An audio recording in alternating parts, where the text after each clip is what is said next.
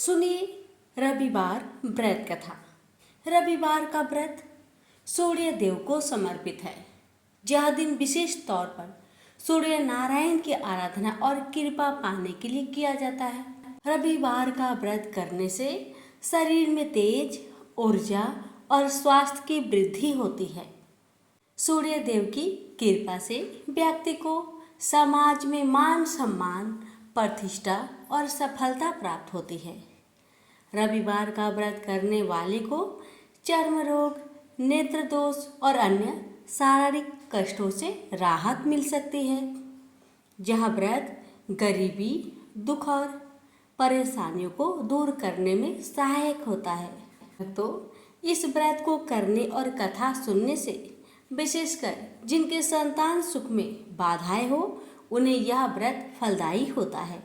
तो आइए अपने जीवन की मंगल कामना को करते हुए आज की इस दिव्य कथा का श्रवण करें। प्रेम से बोलिए जय सूर्यदेव। एक था राजा, एक थी रानी। उनके पास सिपाही, घोड़े, दास दासियां, धन दौलत सब कुछ था। सिर्फ उन्हें संतान नहीं थी। इसी कारण राजा रानी बहुत ही दुखी रहते थे। संतान प्राप्ति के लिए उन्होंने हर तरह का दान धर्म, धार्मिक अनुष्ठान, जप, मंत्र, व्रत, पूजा पाठ किए, लेकिन कोई फायदा नहीं हुआ।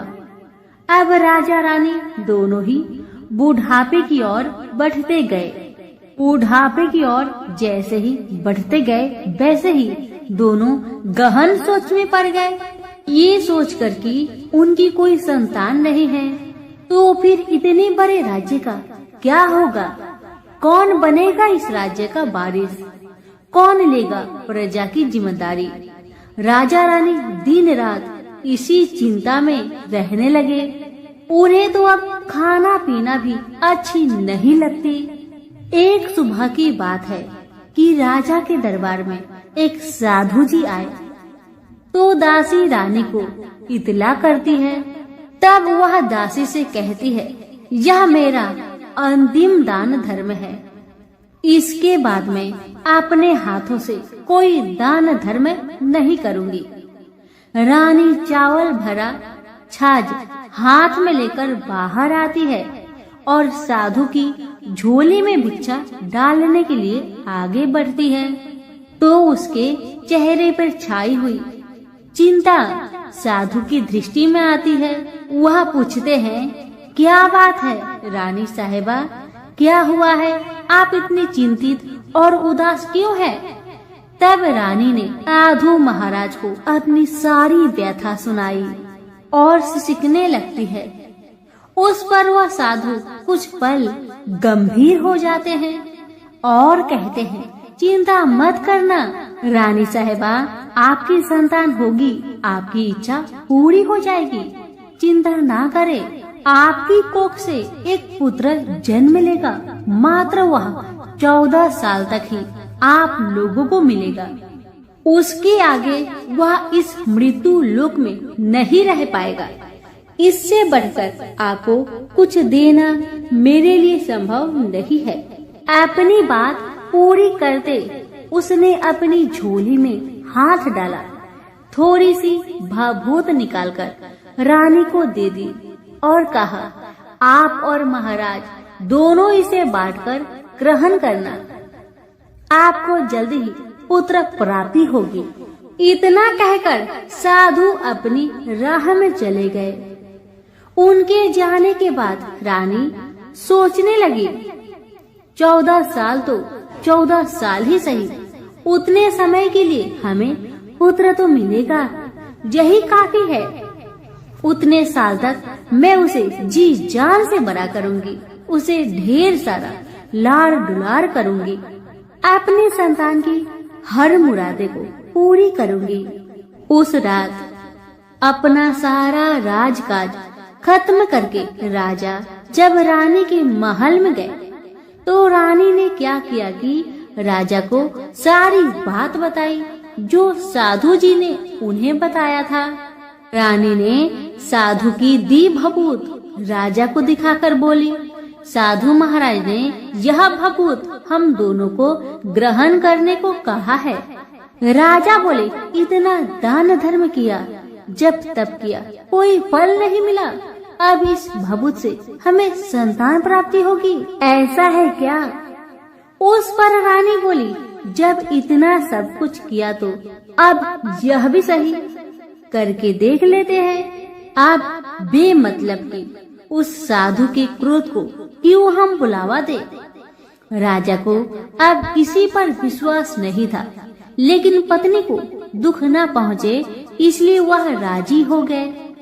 राजा राजी हो गया तो फिर क्या होता है कि राजा रानी दोनों नहाते धोआते हैं, फिर अपने अपने भगवान का स्मरण करते हैं, अपने पुरखों को स्मरण करते हैं और उस साधु महाराज का नाम स्मरण करके वह भभूत बांटकर दोनों खाते हैं। उसके बाद दोनों निश्चिंत होकर सो जाते हैं। तो कुछ दिन गुजर जाते हैं और साधु द्वारा कहे अनुसार रानी गर्भवती हो जाती है। उस पर राजा रानी दोनों की खुशी का गमन नहीं समाती। राजा रानी से बोला, महारानी सचमुच साधु महाराज की कृपा हो गई। समय बीतते गया, 9 महीना पूरा हो गया तो रानी ने एक सुंदर गोरे पुत्र को जन्म दिया। राजा ने बड़ी धूमधाम से पुत्र का नामकरण किया। सारे राज्य में 8 दिन तक अन्य सत्वर्ण रखा, उत्सव मनाया गया। अब पुत्र की कुंडली देखने के लिए राज्य के सबसे विद्वान पंडित जी को बुलाया। पंडित जी आते ही कुंडली देखकर बड़े चिंतित में पड़ गए और कहने लगे, महाराज हमारा राजपुत्र सिर्फ 14 साल तक हमारे पास रहेगा। राजा को इस बात की भनक थी ही, रानी को भी साधु महाराज की बात याद थी। दोनों पति पत्नी चुपचाप रहते हैं। उसके बाद राजा और रानी बड़े लाड़ प्यार से बेटे की परवरिश करते हैं, उसकी हर ख्वाहिश पूरी करते हैं। थोड़े समय के लिए ही सही भगवान ने संतान की अपनी मुरादें पूरी कर दी। इसे वे समाधान मानते थे। राजपुत्र दिन प्रतिदिन बड़ा होता है। जब वह 7 साल का हो जाता है तो राजा एक अच्छे गुरु की नियुक्ति करके उसे पढ़ाई लिखाई, राज्य शास्त्र, शास्त्र विद्या, घोड़सवारी इत्यादि 12 विद्याओं का शिक्षण देते हैं। जब वह सब शास्त्र विद्या में पारंगत हो जाता है और 12 साल की उम्र का हो जाता है तब एक अच्छी सी राजकन्या खोजकर उसकी शादी कर दिया गया। शादी के 2 साल बीत जाते हैं, बेटा 14 साल का हो जाता है। एक दिन राजपुत्र राजा से बोला, पिताजी मैं अपना सारा राज्य घूमकर देखना चाहता हूँ। आज तक मैंने सिर्फ इस राजबाड़े के अतिरिक्त कुछ नहीं देखा है। बेटे की बात सुनकर राजा बड़ी चिंतित हुए, क्योंकि पुत्र को 14वां साल शुरू हो गया था। अब कोई अनहोनी होने का वक्त नजदीक आ पहुंचा था, लेकिन राजा ये सब बातें पुत्र को बता नहीं सकता था। वह क्या करता है कि चेहरे पर खुशी लाकर बेटे से कहता है, हाँ हाँ जरूर जाओ बेटा, जरूर। तुम्हें अपना सारा राज्य घूमकर देखना चाहिए, कहाँ क्या है ये सब जानना चाहिए। कल तो मेरे बाद तुम ही को राजा बनना है। मात्र एक बात का ध्यान रखे कि तुम जहाँ जा रहे हो, क्या कर रहे हो, क्या बात अपनी पत्नी को नहीं बताना। पुत्र ने कहा, ठीक है पिताजी, आपने जो कहा है मैं वैसा ही करूँगा। तो होता है ये कि राजपुत्र दिन भर अपने पत्नी के साथ मौज मस्ती करता है, खुशियाँ मनाता है और रात को ठीक 12 बजे बिस्तर से उठकर बाहर चला जाता है। फिर पौ फटने से पहले वापस अपने महल में आकर सो जाता है। ऐसे बहुत दिनों तक चलता रहा। अब पुत्र का 14वां साल खत्म होने में कुछ दिन ही बाकी रहते हैं। इतने में ये होता है कि उसकी पत्नी यानी छोटी रानी रात में जाग जाती है। वह देखती है कि बिस्तर पर राजपुत्र नहीं है। वह महल में सब जगह देखती है तो राजपुत्र कहीं भी नजर नहीं आते। तो ये बात वह किससे कहेगी और क्या करेगी? बेचारी चुपचाप रहती है। फिर भोर होने पर वह देखती है कि उसका पति अपनी जगह पर सोया है। छोटी रानी अपने पति से कुछ नहीं पूछती, लेकिन दूसरी रात भी वैसा ही होता है। तीसरी रात, चौथी रात, ऐसे ही बहुत दिन तक चलता है। रानी बहुत चिंतित हो जाती है। पति रात को जाता कहाँ है? किससे मिलने जाता है? छोटी रानी के मन में ढेर सारी सवाल उमड़ जाते हैं, लेकिन छोटी रानी को राजकुमार से सवाल करने में डर लगता था। शायद उसका पति गुस्सा हो बैठे। सास ससुर से पूछने के बारे में सोचा तो उसकी कुल मर्यादा बीच में आ जाती थी। इसी तरह मन ही मन में बेचैन रहती थी। इस हालत में उसे खाने पीने में दिलचस्पी नहीं होती थी।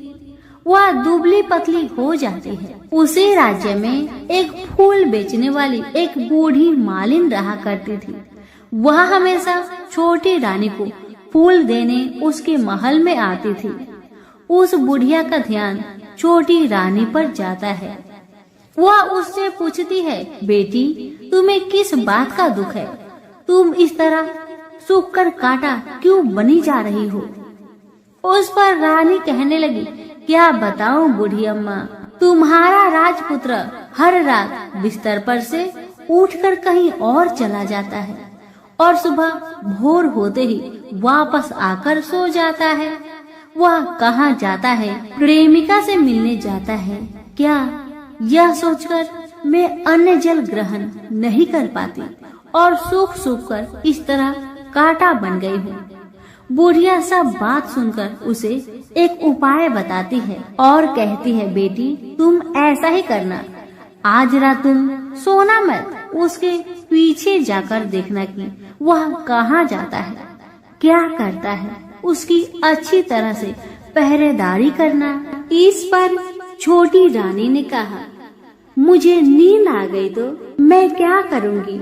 तब बूढ़ी अम्बा ने कहा, तुम्हें नींद न आए इसलिए एक काम करना, अपने बाएं हाथ की उंगली में एक जख्म करना, उस पर थोड़ी सी मिर्च छिड़कना, उससे तुम्हें बड़ी जलन होगी और उस पीड़ा से तुम्हें रात भर नींद नहीं आएगी। रानी बुढ़िया के कहे अनुसार करती है। उंगली की जलन से उसे बड़ी देर तक नींद नहीं आती, लेकिन बाद में वह सो जाती है। दूसरे दिन सुबह बुढ़िया फूल लेकर उसके महल में पहुंचती है और पूछती है, क्या हुआ बेटी, देख पाई क्या तुम्हारा पति कहाँ जाता है? रानी कहने लगी, नहीं अम्मा, पहले कुछ समय जलन के कारण मुझे नींद नहीं आई, पर कुछ देर पश्चात मैं सो गई थी। बुढ़िया कहने लगी, कोई बात नहीं, आज तुम उंगली पर पहले से थोड़ा ज्यादा जख्म करना और ज्यादा मिर्च लगाना। बूढ़ी अम्मा के कहे अनुसार छोटी रानी ने वैसा ही किया, परंतु वह सिर्फ पति के बिस्तर से उठकर बाहर निकलते वक्त जाग पाई थी। वह उसके पीछे नहीं जा सकी क्योंकि उसकी आंखें उस समय तक मुद गई थी। दूसरे दिन सुबह बूढ़ी अम्मा आई तो उसने पूछने से पहले ही छोटी रानी ने बूढ़ी अम्मा को रोककर कहा, अम्मा, मैं आज भी उनकी पहरेदारी ठीक तरह नहीं कर पाई। बुढ़िया कहती है, रोना नहीं बेटी, सब कुछ ठीक हो जाएगा। तुम आज रात जख्म और बड़ा करना और उस पर ज्यादा से ज्यादा मिर्च छिड़कना। और एक काम करना बेटी, वह जब जाने के लिए निकलता है तो उसका रास्ता रोकना। बुढ़िया ने जैसा बताया रानी ने वैसा ही किया। आज रात उसे नींद नहीं आती। अब जैसे ही रात के 12 बजे राजकुमार बिस्तर से उठकर जब महल से निकलने लगे तो बुढ़िया के कहे अनुसार रानी ने वैसा ही किया। दौड़कर जाकर अपने पति का रास्ता रोककर कहने लगी कि कहाँ जा रहे हो, किससे मिलने जा रहे हो, मुझे बताओ। राजपुत्र उसे समझाने की बहुत कोशिश करता है। देखो, अगर मैंने तुम्हें वह बताया तो मैं तुम्हें दोबारा नहीं मिल पाऊंगा। पत्नी कहने लगी, कोई बात नहीं, न मिल पाओ, लेकिन आप रात के समय कहाँ जाते हो ये मुझे पहले बताओ। अब राजपुत्र निरुपाय हो जाता है। पत्नी की जिद के आगे उसकी एक नहीं चल पाती। ठीक उसी समय उसका 14वां साल खत्म होकर 15वां साल लगने वाला था।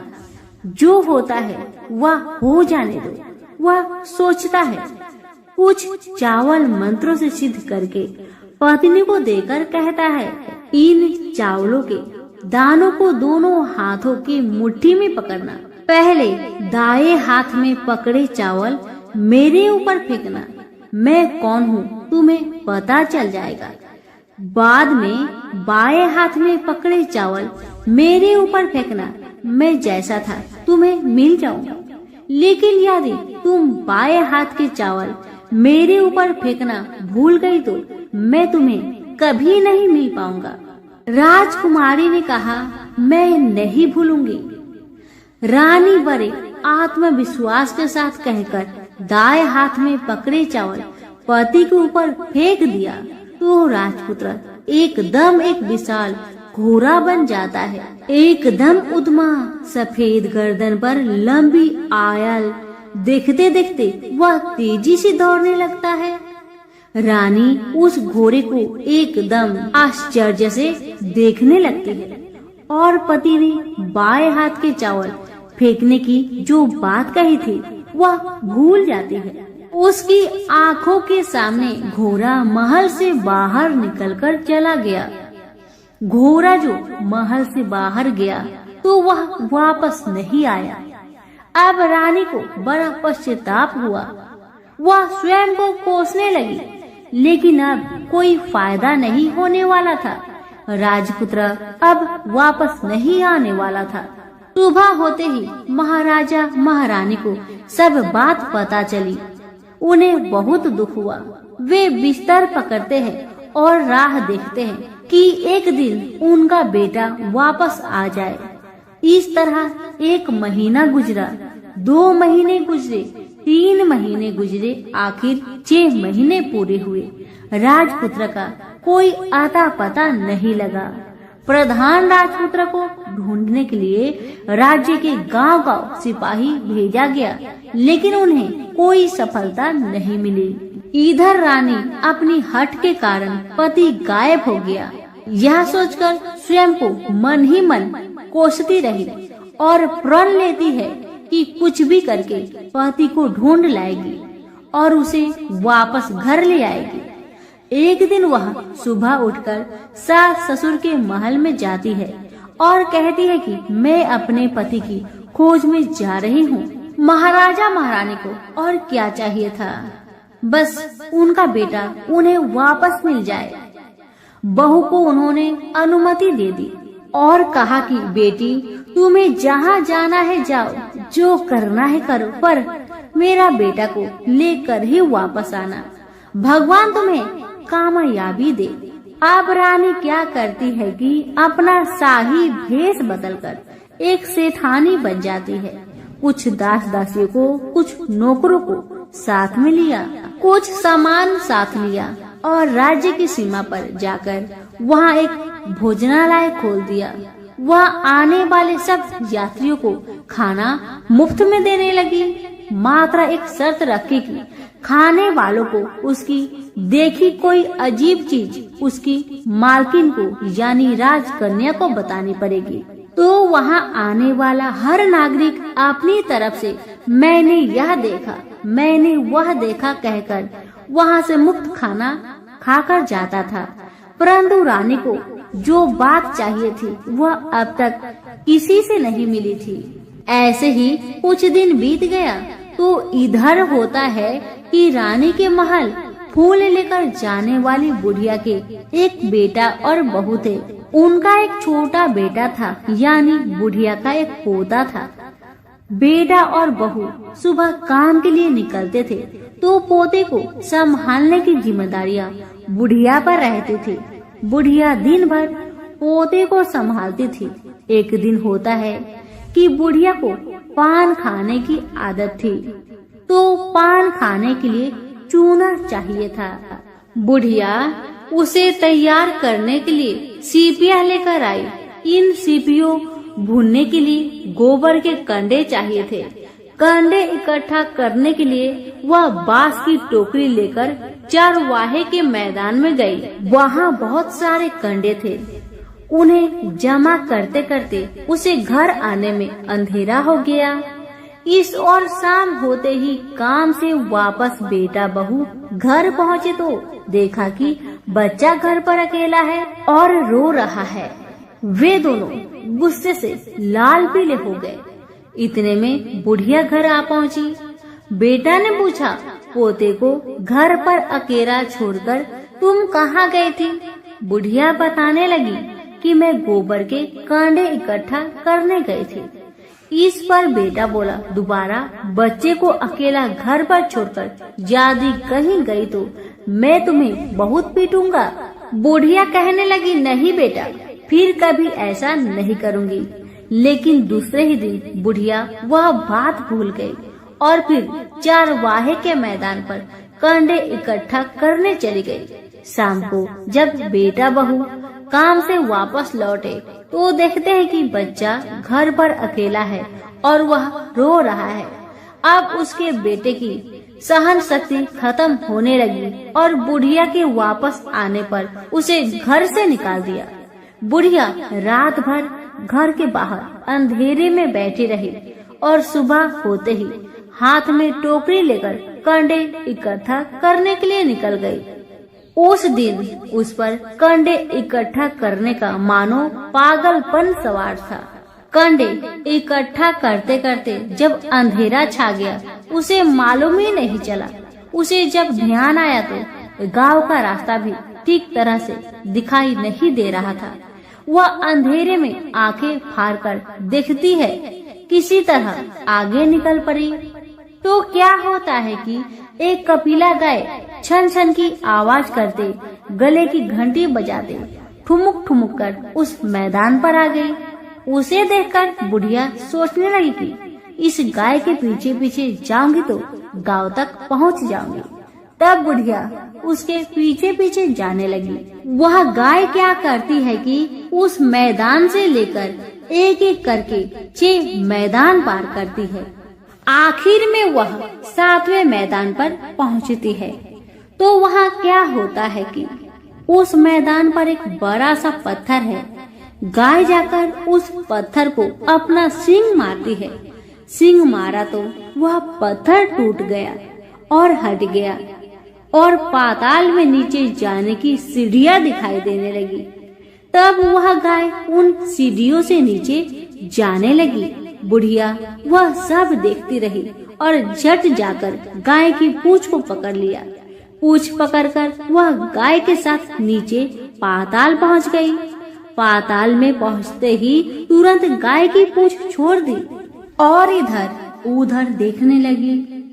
वहीं से बुढ़िया ने देखा कि पाताल में सब जगह जगमगाहट है, दिया दीप जलते हैं और तेज रोशनी गाय के ऊपर पड़ रही है और वहाँ अद्भुत घटनाएं घटने लगी। गाय के नीचे जाते ही उसके गले में अपने आप सांकल पड़ गई और छमछम करके कोई दूधाड़ी में गाय का दूध दोहने लगी। लेकिन जो भी कोई वह कर रहा है वह मात्र दिखाई नहीं दे रहा।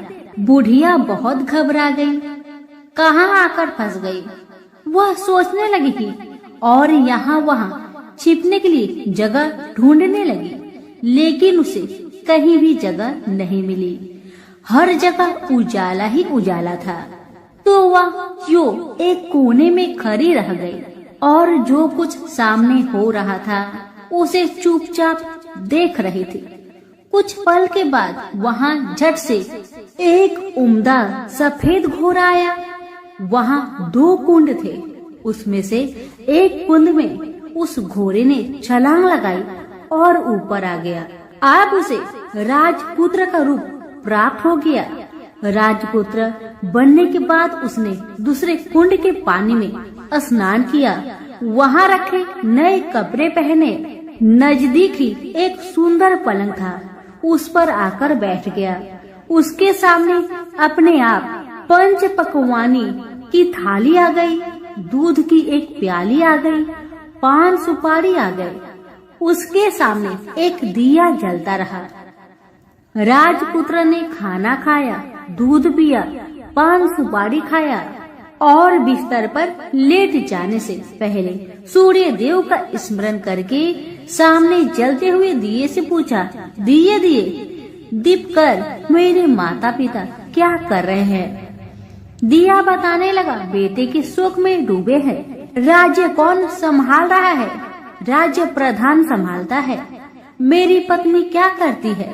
दिया बोला, उसने चौराहे पर भोजनालय शुरू किया है और आते जाते लोगों से वह नई खबर के बारे में पूछती है। दिए के यह कहते ही राजपुत्र कहने लगा, ठीक है। उसके बाद वह सो गया।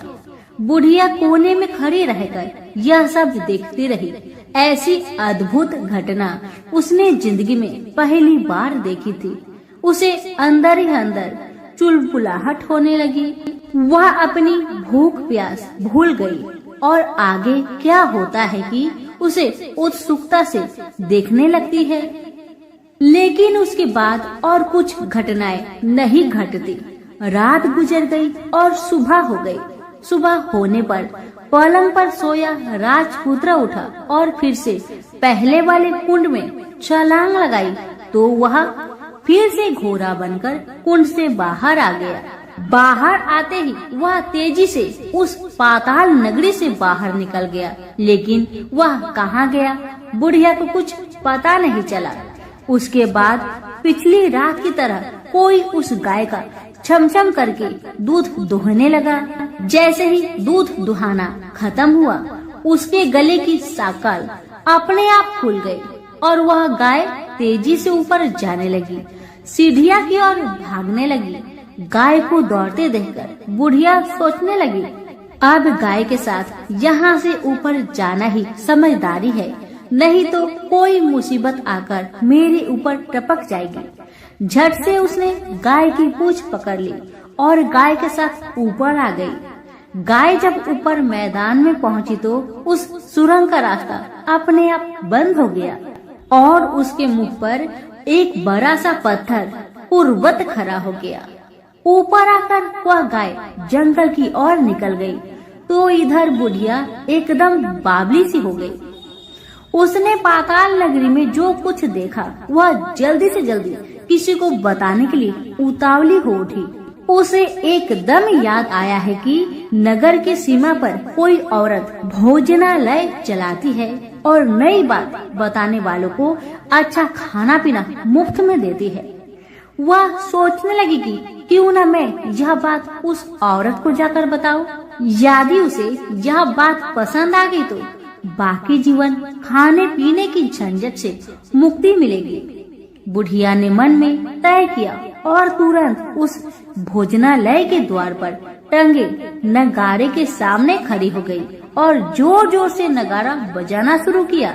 नगाड़े का इस तरह शोर सुनकर मालकिन यानी छोटी रानी मन से प्रसन्न हो जाती है कि शायद कोई बड़ी बात लेकर यहाँ आया है। रानी सिपाहियों को आदेश देती है, जाइए और जो कोई आया है उसकी अच्छी खातिरदारी कीजिए। आदेश पाते ही सिपाही नीचे दौड़ गए तो एक बुढ़िया नगाड़ा बजा रही है। उन्होंने पूछा, क्यों रे बुढ़िया, क्या हुआ, क्यों नगाड़ा बजा रही हो? बुढ़िया बोली, कुछ नहीं बेटा, यहाँ खाना मिलता है ना, इसलिए आई हूँ। बुढ़िया ने सिपाहियों से बोला, खाना मिलेगा? सिपाही बोले, हाँ मिलेगा, लेकिन तुझे कोई नई बात बतानी पड़ेगी। बुढ़िया बोली, हाँ बताऊंगी, एक बात मालूम है मुझे। इस पर सिपाही उसे अंदर लेकर आए।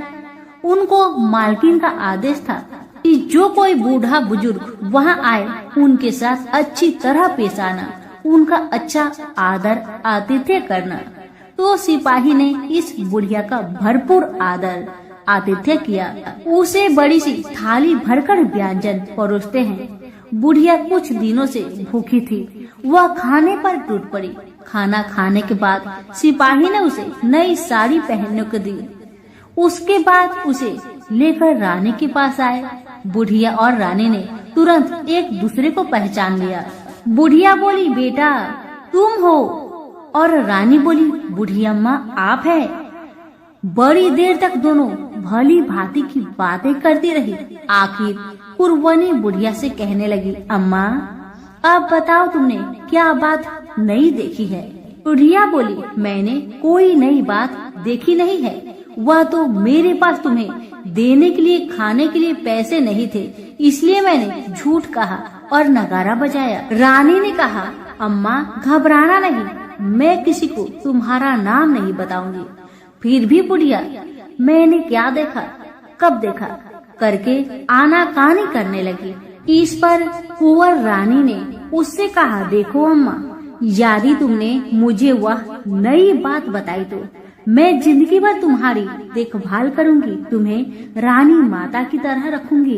अब बुढ़िया बताने को तैयार हो गई। उसने जो कुछ उस चर गवाहे वाले मैदान पर देखा था वह सब कुछ कुंवर रानी को बता दिया। बुढ़िया की वे बात सुनकर कुंवर रानी को यकीन हो गया कि वह राजपुत्र उसी का पति है। वह तुरंत बुढ़िया से कहने लगी, अम्मा मुझे उस जगह पर ले चलो। तब बुढ़िया बोली, नहीं बेटी, वह पाताल राज्य है, साफ है। यदि किसी ने तुम्हें देख लिया तो तुम्हारी जान खतरे में पड़ सकती है। लेकिन रानी उसकी एक भी नहीं सुनती, उसे उस जगह ले जाने के लिए हठ करने लगी। आखिर में बुढ़िया ने उसका कहना मान लिया और कहने लगी, ठीक है, मैं तुम्हें वहाँ लेकर चलती हूँ, और आज नहीं कल वहाँ जाना है तो शाम को ही जाना होगा। तो दूसरे दिन दोपहर को रानी बुढ़िया के साथ उस मैदान पर गई और एक जगह छुपकर गाय की आने की राह देखने लगी। दिन ढलते ही अंधेरा घेरने लगा है और गाय हमेशा की तरह वहाँ आ गई। मैदान के उस कोने में जाकर उसने पत्थर पर सींग मारा तो झट से पत्थर हटकर वहाँ सुरंग में जाने का रास्ता खुल गया। गाय उस रास्ते से नीचे उतरने लगी तो बुढ़िया रानी से कहने लगी, जल्दी आगे बढ़ो बिटिया, हम गाय की पूंछ पकड़कर नीचे उतरेंगे। तो दोनों गाय की पूंछ पकड़कर नीचे उतर गई। बुढ़िया पहले जिस कोने में छिपी हुई थी उसी कोने में छिप गई। अब नीचे सब कुछ पहले जैसा घटित हो रहा था। गाय के गले में अपने आप साकल पड़ गई। कोई अदृश्य रूप से उसका दूध दोहने लगा। एक सफेद उद्मा घोड़ा ने आकर एक कुंड में छलांग लगाई तो राजपुत्र के रूप में ऊपर आया। वह राजपुत्र दूसरे कुंड में नहाने लगा। बाद में उसके सामने खाने की थाली आ गई, दूध की प्याली आ गई, पान बीड़ा आ गई। राजपुत्र सब ग्रहण करके सोने के लिए पलंग पर गया तो सोने से पहले सूर्य देव का स्मरण करके दिए से पूछने लगा, दिए दिए दीपंकर, मेरे माता पिता क्या कर रहे हैं? तो दिया कुछ जवाब नहीं दिया, बल्कि वह बुझने लगा है। तब राजपुत्र को कुछ अघटित हुआ। इसका संदेह हो गया कि वह उदास हो गया और जो कुछ हुआ है वह हो जाने दो। ऐसा सोचकर सोने के लिए बिस्तर पर लेट गया। अब रानी का संयम छूट गया। वह दौड़कर पति के पास गई और उसके पैर पकड़ने के लिए आगे बढ़ने लगी। राजपुत्र तुरंत ही पत्नी को पहचान लिया। वह झट से पीछे हट गया और चिल्लाने लगा, नहीं नहीं, मुझे मत छूना, सर्वनाश हो जाएगा। रानी दोनों हाथ जोड़कर पति से अपनी भूल स्वीकार करने लगी। स्वामी, मुझसे भूल हो गई है। मुझे आपसे नहीं पूछना चाहिए था कि आप रात को कहाँ जाते हो। मैं अपनी भूल स्वीकार करती हूँ। मुझे मेरी भूल की सजा मिल गई है। अब आप घर चले। आपके वियोग में आपके माता पिता ने बिस्तर पकड़ लिया है। आपकी प्रजा भी बहुत दुखी है। उस पर राजपुत्र कहने लगा, वही तो, एक बार तुम गलती कर बैठी हो, अब दोबारा मत करना, नहीं तो अब मैं तुम्हें जो दिख रहा हूँ वह भी नहीं दिखूंगा। रानी अब विलाप करने लगी, जोर जोर से जमीन पर सिर पटकने लगी। राजपुत्र के मन में उसके प्रति दया उत्पन्न हो गई। वह उससे कहने लगा, यदि तुम मुझे पाना चाहती हो तो तुम्हें एक काम करना होगा। काम कठिन है, लेकिन वह तुम्हें अकेले करना होगा। कहो स्वामी, आप क्या कहते हैं? कितना भी कठिन काम हो मैं पूर्ण करूंगी। रानी कहती है। इस पर राजपुत्र ने उसे बताया, इस पाताल से ऊपर जाते ही तुम्हें एक घना जंगल नजर आएगा। ऐसे 6 जंगल पार करने के पश्चात 7वां जंगल मिलेगा। वह जंगल सबसे घना है। उस जंगल में बीचों बीच एक पीपल का पेड़ है। उसके आसपास की जगह पत्ते, फंदे, जटाएं, कांटे इत्यादि से ढक चुकी है। वहाँ बाघ, शेर, भालू, सांप सभी धमा चौकड़ी बैठी है। तुम्हें उन सबको भगाकर वह जगह साफ करनी है। उसकी गोबर से लिताई करके पवित्र बनाना है। रंगोली से सजाना है। उसके बाद वहाँ धूप, कपूर, अगरबत्ती जलानी है। फूल, कुमकुम से पेड़ की तने की पूजा करनी है। दूध दही से बने चावल का भोग चढ़ाना है। यह सब तुम्हें दोपहर के 12 बजने के पहले करना होगा। 12 बजने के समय तुम्हें उस जगह पर बैठकर सूर्य भगवान का ध्यान करना होगा। ठीक 12 बजे सूर्य भगवान का रथ वहाँ उतरेगा। वे वह सब देखकर खुश हो जाएंगे और कहेंगे, जिस किसी ने यह सब किया है उसे मैं मन चाहा फल दूंगा। तो तुम सामने जाकर उसके रथ का दाहिना घोड़ा मांगना, मैं तुम्हें मिल जाऊंगा। इतना बात कहकर राजपुत्र अपने पलंग पर सो गया और छोटी रानी भोर होने की राह देखने लगी। भोर होते ही वह बुढ़िया के साथ गाय की पूंछ पकड़कर ऊपर आ गई। ऊपर आने के बाद वह बुढ़िया से कहने लगी, अम्मा, अब मैं अकेले ही आगे जाऊंगी, तुम भोजनालय वापस जाओ। वह जंगल में जाकर राजपुत्र की बताई जगह ढूंढने लगी और स्वयं आरी से वह जगह साफ कर दी। बाद में राजपुत्र ने जैसे बताया वैसी लिपाई पुताई करके वापस आ गई। दूसरे दिन पौ फटने से पहले ही और जंगल में उस जगह पहुंची। वहां जाकर इत्र गुलाब का पानी छिड़ककर वह जगह सुगंधित की। धूप अगरबत्ती जलाकर उसे पवित्र किया और पूजा की। सब सामग्री वहाँ तैयार रखकर सूर्य भगवान का ध्यान करने बैठ गई। जैसे कि पति ने बताया था, दोपहर को ठीक 12 बजे सूर्य भगवान का रथ उस पीपल के पेड़ पर आकर रुका है। सूर्य भगवान ने जब रथ से नीचे देखा तो सुगंधित वातावरण देखकर बहुत खुश हुए और फिर बोले, जिस किसी ने यह काम किया है वह यहाँ आकर मुझसे कुछ भी मांगे, मैं उसे दूंगा। रानी ने जब ये सब सुना तो बिना समय गवाए दौड़कर उनके सामने आ गई और उनको साष्टांग नमस्कार करके बोली, भगवान, वह मैं ही हूँ, मैंने यह जगह साफ की है। भगवान बोले, अच्छा, तो तुम्हें जो चाहिए वह मुझसे मांगो। तो छोटी रानी बोली, भगवान, मुझे आपके रथ का दाहिना घोड़ा चाहिए। सूर्य भगवान बोले, नहीं नहीं, मैं तुम्हें और कुछ भी दे सकता हूँ, लेकिन यह घोड़ा नहीं दे सकता। मेरे रथ के 12 घोड़े हैं, तुम चाहो तो कोई और घोड़ा ले लो, लेकिन दाहिना घोड़ा नहीं, वह मैं तुम्हें नहीं दे सकता। छोटी रानी ने एक नहीं सुनी। वह सूर्य देव से एक ही बात कह रही थी, वही दाहिना घोड़ा दे दीजिए, नहीं तो मैं आपके पैरों में गिरकर अपनी जान दे दूंगी।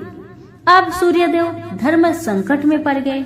उन्होंने वचन दे दिया था, अब अपने वचन से पलट भी नहीं सकते थे। भगवान ने कहा, ठीक है, दे दिया तुम्हें घोड़ा। सूर्यदेव ने कहा, फिर एक बात और भी कही, देखो मैंने तुम्हें घोड़ा तो दिया है, लेकिन वह तुम्हें यहाँ नहीं मिलेगा, तुम्हें उसे पाताल में जाकर लाना होगा। रानी बोली, पाताल में ही क्या भगवान, मैं उन्हें पाने के लिए कहीं भी जा सकती हूँ। रानी को वचन देकर सूर्यदेव अपने मार्ग से चले गए और इधर रानी जंगल से अपने भोजनालय में आ गई। फिर वह बुढ़िया को लेकर उस मैदान पर आ गई। जल्दी ही शाम हो गई। शाम होते ही वहाँ वह गाय आ गई और उसने सींग मारकर सुरंग का पत्थर हटाया तथा नीचे उतरने लगी। रानी और बुढ़िया जल्दी जल्दी उसकी पूंछ पकड़कर नीचे उतर गए। नीचे पाताल में सब घटनाएं पहले की तरह ही घटने लगी। घोड़े का एक कुंड में नहाकर राजपुत्र बन जाना, नहा धोकर पलंग पर जाकर बैठना, तो उसे खाने की थाली, दूध की प्याली आना, पान पीरा आना। लेकिन आज एक बात नई घटी। आज दो दो थाली, दो दो दूध की प्याली, दो दो पान पीरे उसके सामने आए। वह कुछ नहीं बोला। अपने हिस्से की थाली खाकर, दूध पीकर और पान पीरा चबाकर वह सोने चला गया और हमेशा की तरह दिए से पूछने लगा, दिए दिए दीपंकर, मेरे माता पिता कैसे हैं? दिया बताने लगा, वे दोनों तुम्हारे शोक में मरने की स्थिति में पहुंच गए हैं। राजकुमार ने कहा, ऐसा? झट से उसकी आंखों से आंसू टपकने लगे। फिर वह पूछने लगा, दिए दिए दीपंकर, मेरा राज्य कौन चला रहा है? दिया बोला, तुम्हारा राज्य प्रधान चला रहा है और वह सब कुछ हड़प चुका है। वह प्रजा पर बहुत अत्याचार कर रहा है।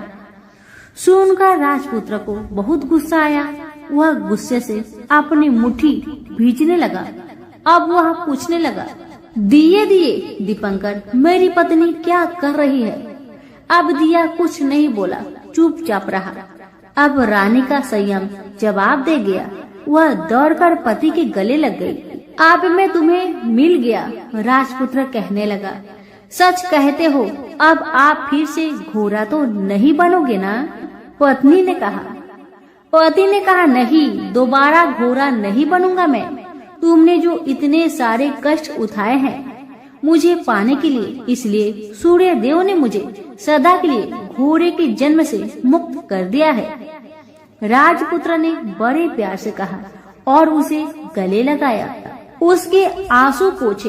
कुछ देर पश्चात भोर हो गई तो गाय की श्रृंखला टूटकर वह ऊपर भूलोक पर जाने लगी। रानी, राजपुत्र और बुढ़िया उसकी पूंछ पकड़कर ऊपर आ गए। ऊपर आने पर वे सीधे भोजनालय में पहुँचे। वहाँ का सब सामान लोगों में बांट दिया और उसको ताला लगाकर अपने राज्य में लौट गए। राजपुत्र वापस आता और उसके तेवर देखकर प्रधान घबरा गया। राजपुत्र ने उसे बंदी बनाकर कैद खाने में डाल दिया और राज्य की बागडोर अपने हाथ में ले ली। उसके बाद वह अपने माता पिता को मिलने उनके महल में गया। तब राजपुत्र क्या देखता है कि उसके माता पिता उसके शोक में सिर्फ पंजर बने हुए हैं। पुत्र को वापस आया देखकर मरणासन राजा रानी की आंखों से टप टप आंसू बहने लगे। इन दोनों ने पुत्र को गले लगाया, उसे प्यार से सहलाया। इतना होने के बाद उनके सेहत में एकदम सुधार आने लगा। वे अब बिस्तर से उठकर बैठ गए, पुत्र को आशीष देने लगे। राजपुत्र के आने की खबर तुरंत राज्य भर में फैल गई। प्रजा खुशी से फूली नहीं समाई। प्रजाजन राजमहल के सामने इकट्ठे हो गए। राजपुत्र ने भी उन्हें दर्शन दिए और आज से उन्हें कोई दुख नहीं पहुंचाएगा, ऐसा वचन भी दिया। अब राजा अपने पुत्र का राज्य अभिषेक करके उसे सिंहासन पर बैठाता है और बहू को महारानी का दर्जा देता है और स्वयं अपनी पत्नी के साथ ईश्वर स्मरण करते हुए खुशी से दिन बिताता है। महाराज बना राजपुत्र अच्छी तरह से राज्य चलाने लगा और अपनी पत्नी के साथ सुख शांति से जीवन बिताने लगा। उस बुढ़िया को रानी ने अपने ही पास रख लिया, उसकी अच्छी तरह से देखभाल करने लगी। बुढ़िया और उसके बुढ़ापे के दिन खुशी से गुजरने लगे। तो प्रेम से बोलिए सूर्य भगवान की जय हो।